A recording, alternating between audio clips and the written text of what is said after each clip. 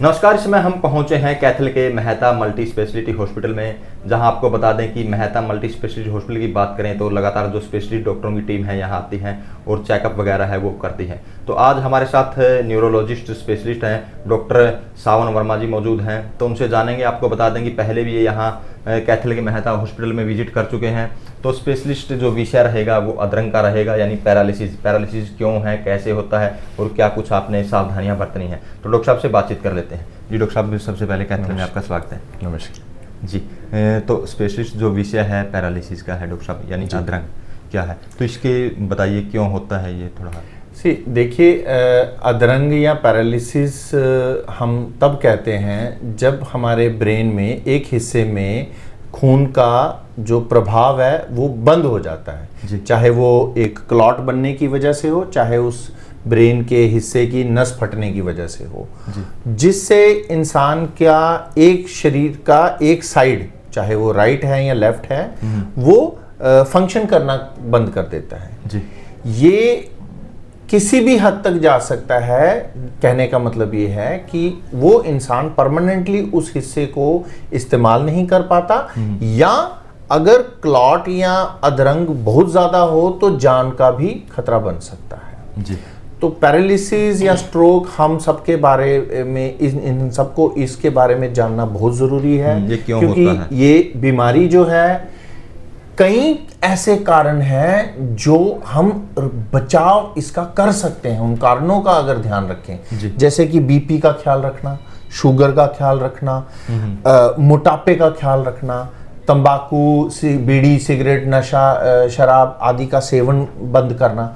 ये सब अगर हम कंट्रोल रखें, अच्छा खाना खाएं, रेगुलर एक्सरसाइज करें, तो हम स्ट्रोक या पैरालिसिस जैसी बीमारी से बच सकते हैं। जी।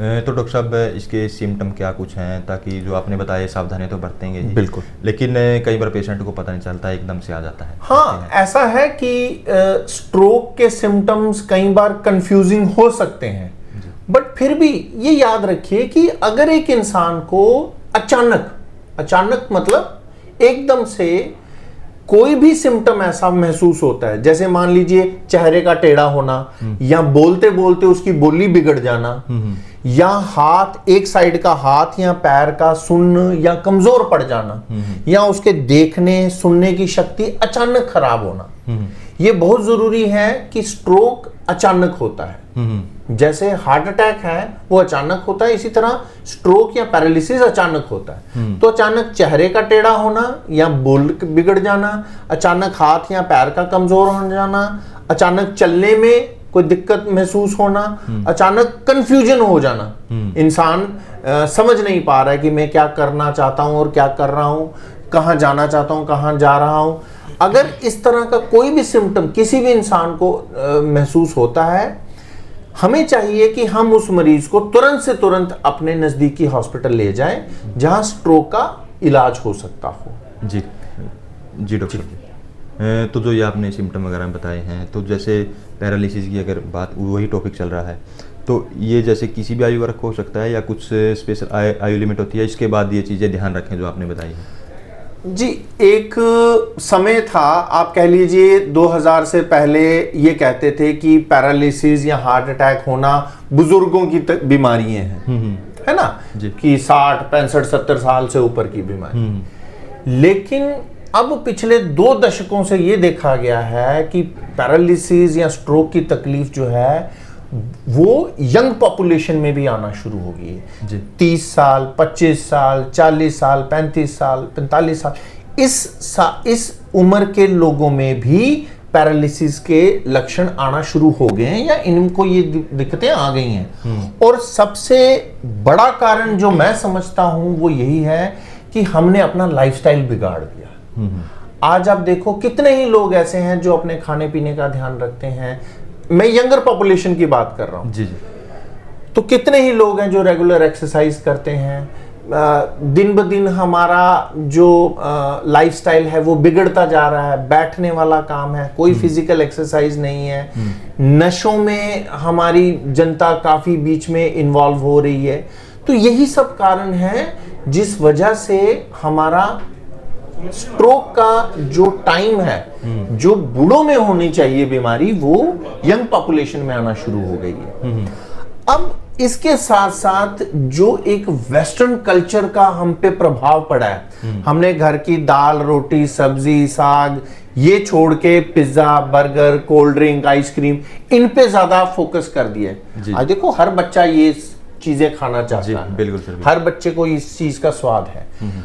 यही चीजें हैं जो आगे जाके आपकी हेल्थ को बिगाड़ती हैं। तो अगर हम 25-30 साल की उम्र से अपने आप को ठीक नहीं रख रहे तो स्वाभाविक है कि 40-45 साल की उम्र में हमें इन जैसी बीमारियों से जूझना पड़ता है, चाहे वो डायबिटीज है, मोटापा है, हाइपरटेंशन है। तो ये सारी तकलीफें बढ़ना शुरू होती हैं और जिसके बाद आगे जाके स्ट्रोक, पैरालिसिस या हार्ट अटैक या हार्ट की संबंधी बीमारियां या किडनी लीवर संबंधी बीमारियां आना शुरू होती हैं। जी। तो ये सब चीजें रख के कि अच्छा खाना, रेगुलर एक्सरसाइज, नशों से बचना, ये करके आप सिर्फ ब्रेन नहीं अपनी सारे शरीर को ठीक रख सकते हैं। जी। तो क्या इलाज संभव है इसका पैरालिसिस के बाद? स्ट्रोक का ट्रीटमेंट जो है वो टाइम पे डिपेंड करता है कि आप अपने मरीज को कितनी जल्दी हॉस्पिटल लाते हो, क्योंकि मरीज का अगर स्ट्रोक पकड़ा जाए टाइम पे तो कुछ इंजेक्शन, कुछ नहीं मैं कहूंगा केवल एक इंजेक्शन ऐसा होता है जो टाइम पे देने से वो क्लॉट, वो जो ब्लॉकेज है ब्रेन में वो घुलने के चांसेस होते हैं। अगर वो नहीं भी घुले, कम से कम स्ट्रोक फैलने के चांसेस नहीं होते हैं। जैसे मैंने शुरू में बताया कि अधरंग इंसान को परमानेंटली डिसेबल भी कर सकता है और वो लाइफ थ्रेटनिंग भी हो सकता है।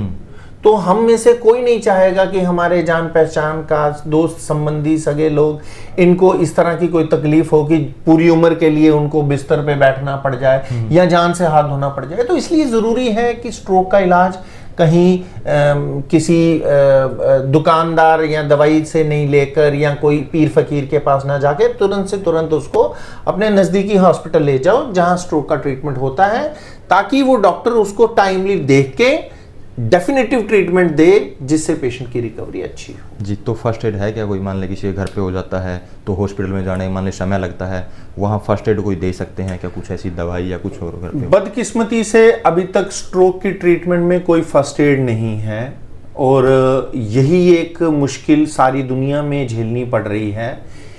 लेकिन अगर कोई समझदारी बरते और कम से कम स्ट्रोक के डायग्नोसिस तक इंतजार करें, मान लीजिए हम स्कैन करते हैं जब, उसके बाद ही हमें पता लगता है कि ये क्लॉट है कि ब्लीडिंग हो चुकी है, क्योंकि क्लॉट का ट्रीटमेंट अलग है, ब्लीडिंग का ट्रीटमेंट अलग है। जी। तो कई बार हम इलाज करने की जल्दी में अगर मरीज को कुछ घर में कुछ खिला दें तो हो सकता है उसकी कंडीशन ठीक होने की बजाय बिगड़े। याद रखिए, स्ट्रोक का ट्रीटमेंट जो है वो साइंटिफिक है, उसका घर में या कहीं पर भी पीर फकीर बाबा वगैरह या कोई देसी आयुर्वेदिक इलाज नहीं है। स्ट्रोक का ट्रीटमेंट जो है वो इंजेक्शन द्वारा या सर्जरी द्वारा किया जाता है।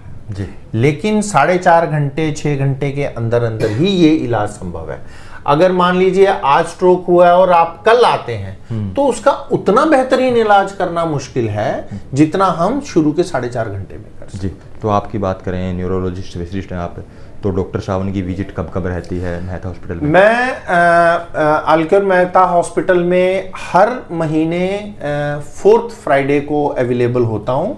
12 साढ़े 12 से हमारी ओपीडी स्टार्ट होती है और जो कि 3-4 बजे तक चल सकती है, डिपेंड करता है मरीज कैसे होते हैं। लेकिन महीने में एक बार हर फ्राइडे में अवेलेबल होता हूँ। जी। तो किस तरह के मरीज आपके पास यहाँ ज़्यादातर आते हैं सर? हमारे पास न्यूरोलॉजी से संबंधित काफ़ी मरीज आते हैं, जैसे कि मैंने आपको बताया स्ट्रोक से जुड़े हुए मरीज, इसी तरह मिर्गी की तकलीफ से आए हुए मरीज, माइग्रेन वाले पेशेंट्स या जिनको मेमोरी लॉस है, डिमेंशिया, उस तरह के मरीज, या जिनको चक्करों की दिक्कतें होती हैं या नसों की कमजोरी या नसों की प्रॉब्लम्स होती हैं।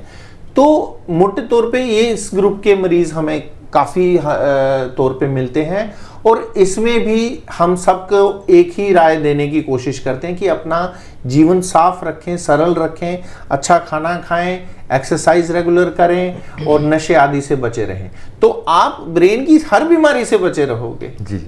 तो ये थे हमारे साथ न्यूरोलॉजिस्ट डॉक्टर श्रावण स्पेशलिस्ट, जिन्होंने बताया कि किस तरह से आप पैरालिसिस यानी अधरंग से बच सकते हैं, और अगर आपको हो भी गया तो क्या कुछ उसका ट्रीटमेंट रहता है। और आपको बता दें कि कैथल के मेहता हॉस्पिटल में ये हर मंथ एक बार ज़रूर आते हैं, विजिट करते हैं। तो जब भी ये आए, अगर आप दिखाना चाहते हैं तो आप दिखा भी सकते हैं। तो इस वीडियो को ज़्यादा से ज़्यादा शेयर करें, लाइक करें, कमेंट करें, ताकि ज़्यादा से ज़्यादा लोगों तक ये मैसेज पहुँच सके।